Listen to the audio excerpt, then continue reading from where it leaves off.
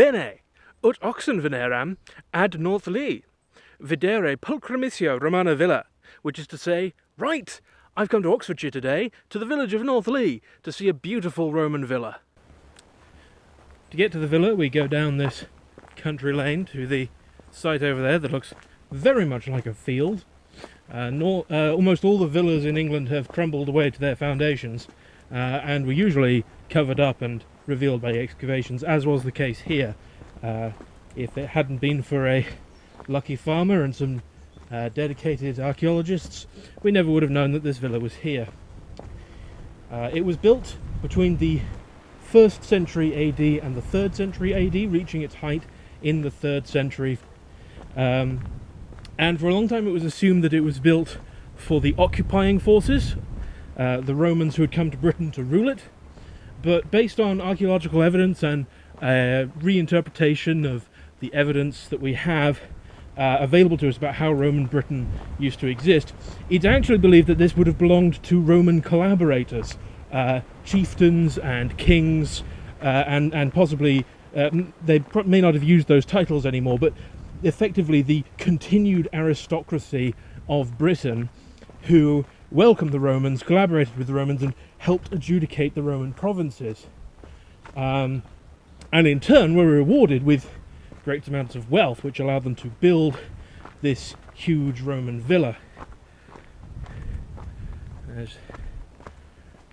As we get out here, it does look a little bit like a field at the moment.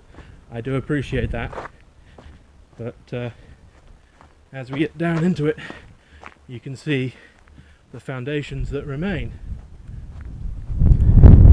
Whoop. Sorry about that, wind caught the camera. And here it is. You can see from what remains, it would have been similarly large to Minster Lovell Hall, slightly smaller, but it had some features that Minster Lovell Hall couldn't hope to have, and I'll talk about them in a minute. About half the villa has been reburied to protect it, and what we can see here was the earliest part of the villa, from about there to about there. That was the earliest part, and then it was expanded upon as the centuries progressed to add another wing there. There was another ring that ran all the way down there. You can see the remains of a wing just there, and of course there's something there. And it was continually added to all throughout, reaching its height in the 4th century, and it had 3 bathhouses. 3 bathhouses, which is just a staggering number for anywhere, really. This would have been a huge working operation for the management of a very large estate, along with the large numbers of private rooms that would have been all along here. There would have been areas for a large number of slaves to be the primary focus of the estate, and in that way it shares its design with Minster Lovell Hall, which is only 10 miles from here and separated from this site by at least 1,000 years, really closer to 1,500. But in design they were almost identical. You've got a suite of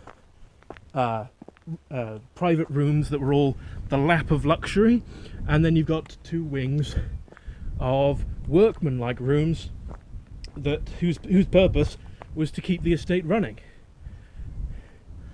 This would have been a fully enclosed site, again like Minster Lovell Hall. There would have been a courtyard here, and there would have been another wall that ran along over there. And the amount of wealth on show here was staggering. All of these floors in this main section here were covered in a mosaic pattern. Every single one. At least, we have evidence that almost all of them were, and it seems likely that all of them were at one point, which is pretty staggering as a show of wealth.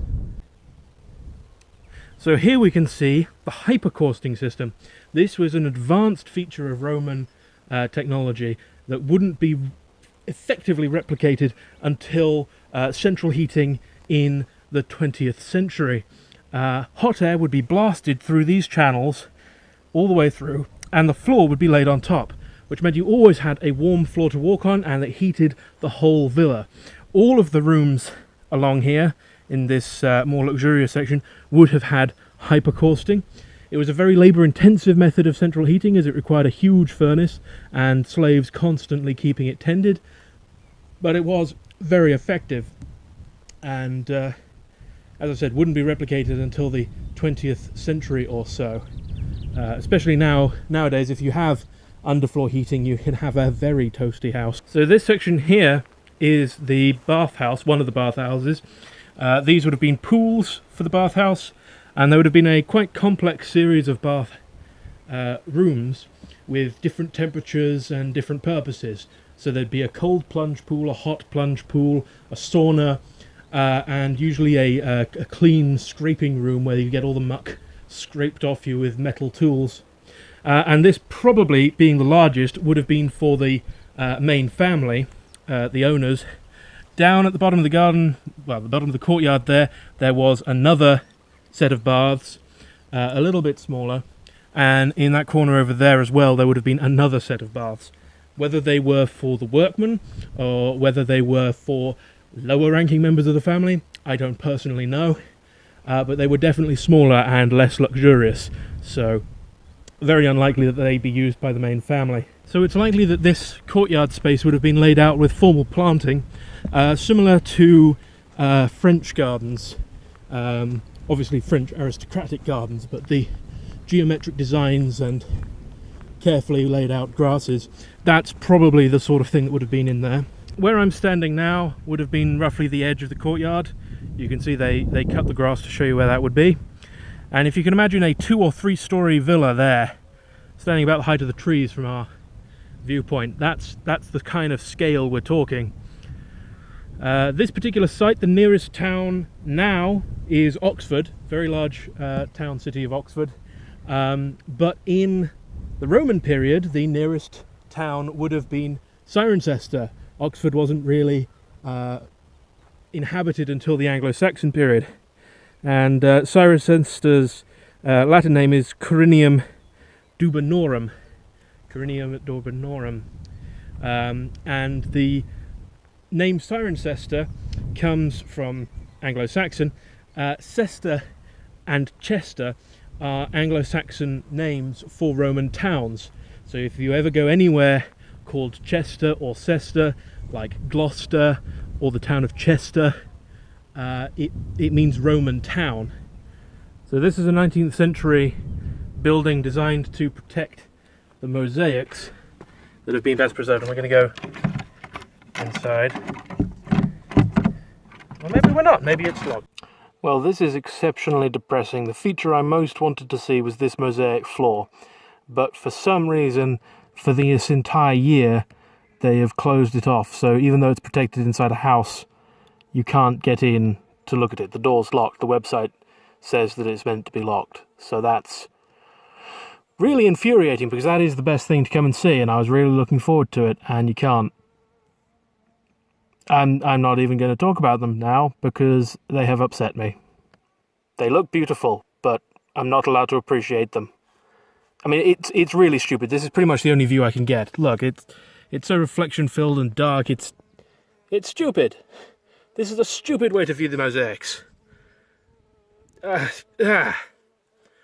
appreciate they're valuable, and there's no one on site to look after them, but it's still stupid. They could have done this so much better. Very, very disappointed. Here's another look at them.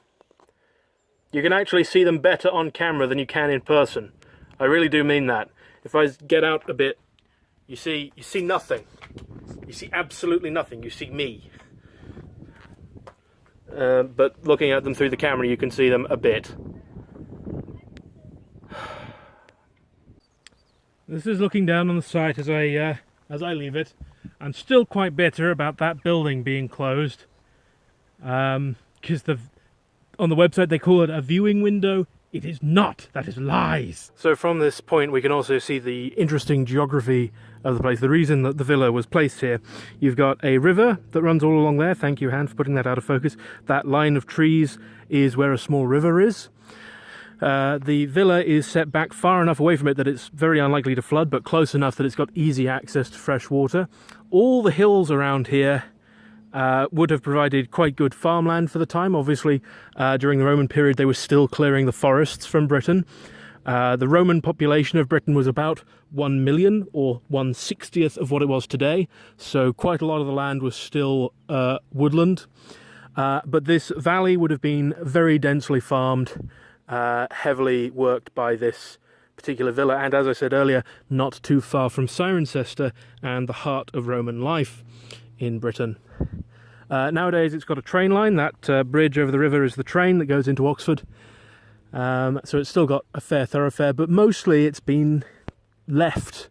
It's still a farmed area, and what would have been a very industrious area is now just regular English countryside. So yeah, I'm still bitter about that building, I'm afraid. I had wanted to see these mosaics for a month, and you at home actually got a better look at them than I did, because the viewing through the camera was the best way to see them. It's so stupid that they're closed off. But we mustn't dwell. There's other things to see in England, and this disappointment isn't that bad. I'll find another Roman place. I'll find another set of Roman mosaics. I know of one nearby. I mean, I won't go there today, but yeah. Ah, well.